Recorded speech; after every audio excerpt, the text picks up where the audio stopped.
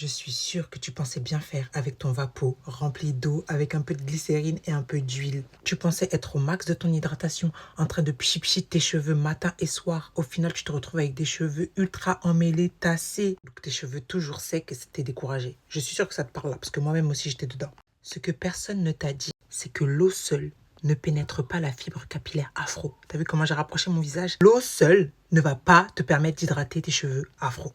Je vais t'expliquer ce qui se passe réellement. Mais si ce sujet t'intéresse et que tu fais encore partie de la team Vapo et que tu souhaites savoir, malgré que tu vaporises tes cheveux, ils sont toujours secs, commande inscription. Je réalise un live privé au sujet de l'hydratation le 25 avril à 19 h. Donc envoie-moi inscription en commentaire et je t'envoie le lien direct. Je reviens t'expliquer pourquoi le Vapo te sert à rien. Ce que personne ne t'a dit, c'est que l'eau s'évapore. Donc sur le moment, tu es super contente, tu as mis tes cheveux, tu as l'impression qu'ils sont souples et tout ça. Tu sors, l'eau s'évapore. Et tu laisses tes cheveux dans un état de sécheresse, mais juste incroyable. Et pour récupérer ça, bon courage. Au final, tu as de la casse, tu as des nœuds et surtout un sentiment d'échec. Tu en as marre de ta texture, tu en as marre, tu penses que c'est toi le problème. Tu es prête à tout raser, tout couper. Vous êtes nombreux à me dire, oui, moi je suis à 2 doigts de couper Samantha, t'es mon dernier espoir. Faites-moi confiance, clairement, faites-moi.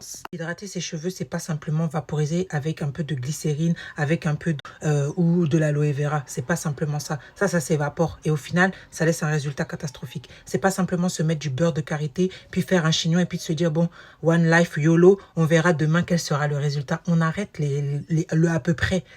On arrête le à peu près. On vient en conscience en ayant des connaissances de notre beauté, de nos cheveux. Ça s'apprend. Et une fois que ça s'apprend, ça s'acquiert, on le garde à vie. C'est des choses que vous partagez autour de vous, mais avant même de partager, pouvoir intégrer pour vous-même, reprendre confiance en votre beauté, reprendre confiance en vous.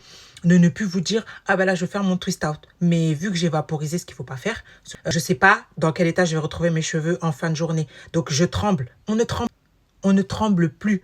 On est fiers de nous, on marche la tête haute, les épaules relevées parce qu'on connaît nos cheveux. On sait ce qui est bon et on sait comment appliquer les techniques pour que nos cheveux soient souples et malléables et brillants. Regardez mes twists. Hey. Voilà, en tout cas, si ça vous parle, ça vous intéresse, commentez inscription, je vous envoie le lien. Rapidement, inscrivez-vous. Comme ça, on fait ça le 25 entre nous. Et puis, on arrête avec tout ça là. On arrête.